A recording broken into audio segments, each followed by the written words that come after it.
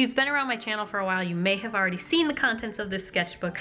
This is my very first sketchbook that I ever filled completely. I just really wanted to refilm it because I can't even watch that video without like baby barfing in my throat. It's like, ugh. It looks like I filmed it in the freaking catacombs or something.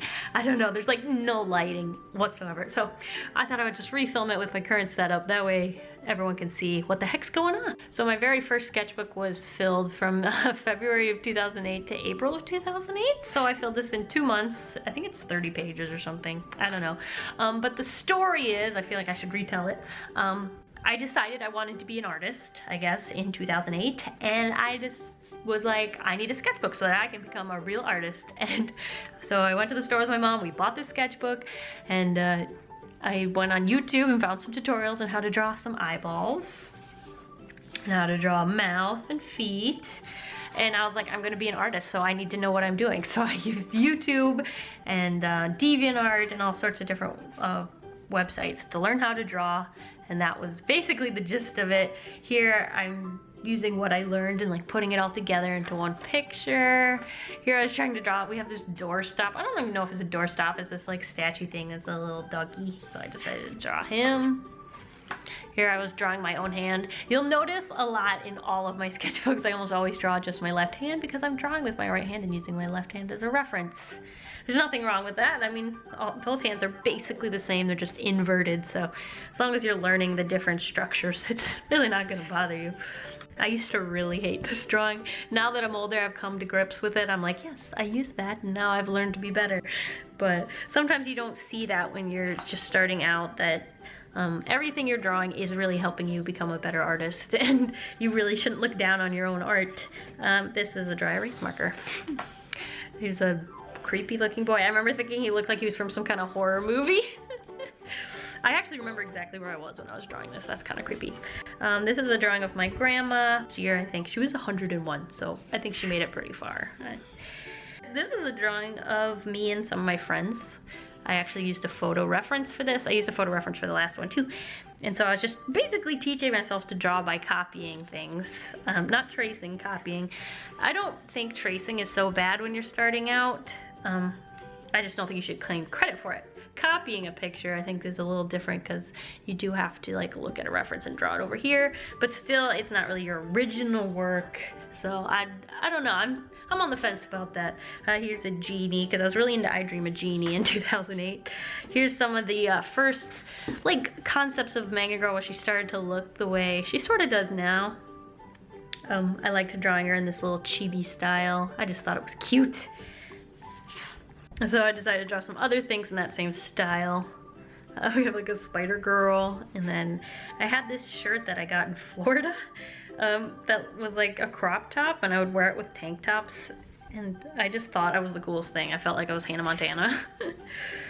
Here's some more little chibis. I've got Maria from The Sound of Music.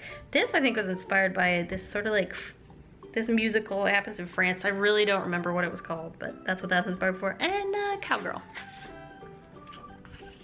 Here I drew, basically I think my idea was like a female Indiana Jones. So of course she's losing her hat. A witch. She's basically, is she doing the same pose? Okay, no, for some reason I remember that arm being up there. I thought she was in the same pose. That would have been funny. But yeah, here's a witch falling off of her broom. Very anime inspired. Here, this was supposed to be me and my friend. Here is when I discovered Mark Curley on YouTube, and so I thought, I have to be just like him. Oh my gosh. So I went to the library and got all the Miki Falls books and read them, realized manga's not really my thing. But before I realized that, I had to draw some fan art. And do, of course, Mark Curley's wonderful tutorials on how to draw manga eyes, I think. That's what this one is. That one's really popular. I really like that eye. I wonder if that was in the tutorial, because that one turned out really, really nice. I don't know. So now I feel like I'm getting better as an artist, so I decided to draw, go away.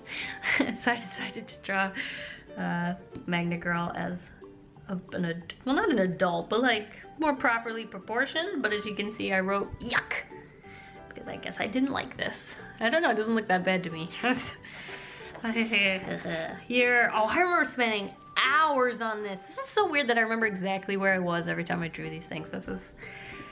Sometimes I can look at a picture and I remember exactly what I was feeling and where I was sitting and like what was going on in my life when I look at a picture. So it's really, really weird. It's like flipping through my own brain. It's crazy. Anyway, I remember spending forever on this and then thinking it was so awesome. But then I like walked away, came back, and then I saw all the problems with it. So I wrote down all the things I had problems with. I said it was too tall or skinny or something. She has good hair. I need to work on lower torso, great legs, practice more eyes. Like, I was my own worst critic, and like nothing I did was ever good enough, but I really enjoyed it. So I'm glad I stuck with it. Or I would not be where I am today.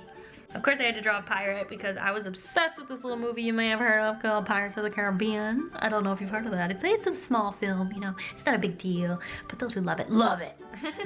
I'm not a huge fan of the sequels, but I really, really like that first movie. My whole family really liked that movie, so we ended up watching it like almost every week. And it's actually kind of funny because on like road trips or on our way home from grandma's house, we would actually, we would just in the back of the van, me and my brother would just go through the whole movie. Like, we never made it through the whole thing because our trip wasn't that long, but we would just go through the movie and say quotes from it, like just from start to finish. It's just funny. Like, I still remember the beginning of the movie just from practicing. Here I drew a girl dancing. I actually kind of like how expressive this pose is. It kind of actually looks like she's, you know, moving. That's pretty cool. But again, I wrote the things I liked about it and the things I thought I needed to work on. It doesn't... Personally, I remember what I was feeling when I wrote this. So I wrote the things I didn't like. And then I was like, well, someone might look in this book and think I don't like my drawings. So then I wrote like the things that I did like, just so that other people wouldn't think I hated my art, even though I did. So it's kind of funny. Because going through it, I didn't realize that, and I was like, oh wait, yeah, I remember. Oh, why was I so hard on myself? It's just so stupid. Here I drew a girl pilot, and I said her hands are too tiny, but that was something I wanted to fix, and let me just tell you, I have sort of fixed that, so that's good. Here I drew a girl titled Thinking. I used to put titles on everything in descriptions so that people would like know what was going on, because I guess I just didn't have enough faith in myself, but yeah, I guess that's the moral of this sketchbook is don't doubt yourself, just draw. Like, it doesn't matter what other people think about your art. It's really not what it's about, but yeah, again, wrote some comments. Here I drew a girl in like an Easter dress or something with a cute little sweater, and then I didn't really like it, so I drew it as a chibi because I feel like all my chibis always looked cuter, and hey, I don't know if it's cuter, but it turned out nice. Here I'm doing sort of a Sailor Moon inspired drawing, but I had like absolutely no reference and I hadn't seen Sailor Moon in over 10 years. So it's just like a weird magic girl. Yeah, so there's that.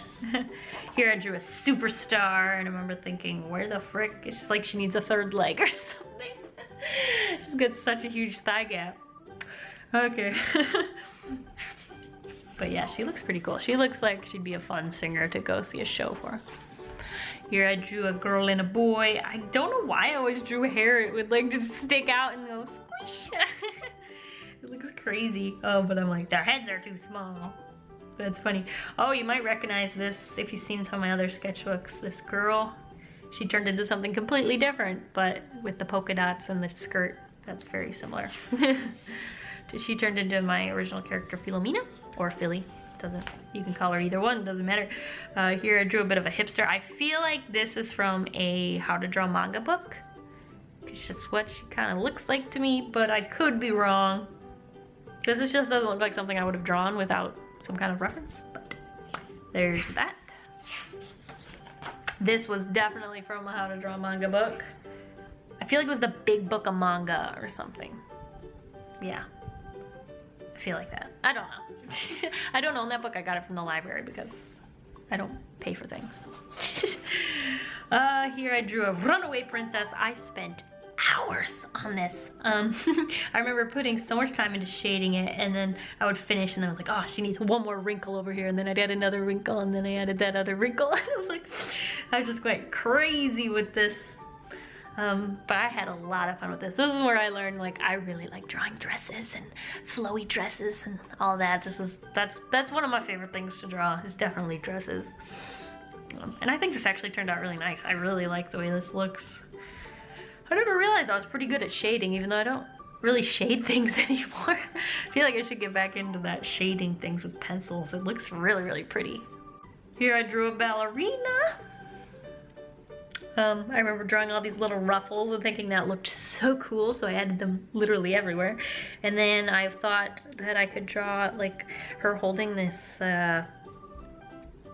well, I think this started actually, now that I think about it, it started with her just doing like a pose, like that, and I was like, okay, she looks kind of weird. It looks like she might be holding something, so then I added this like, this flowy fabric, like blowing in the wind, and I like that, but if she's a ballerina, I don't know why her legs are so far apart. That's not really a ballerina thingy to do, but unless she's jumping, I don't know, whatever. And apparently I can't spell ballerina. That's interesting fact. Okay, here I drew a pixie. Again, I don't know why I was always drawing the legs just like everywhere, but there's that. I kind of like this drawing, it's cute.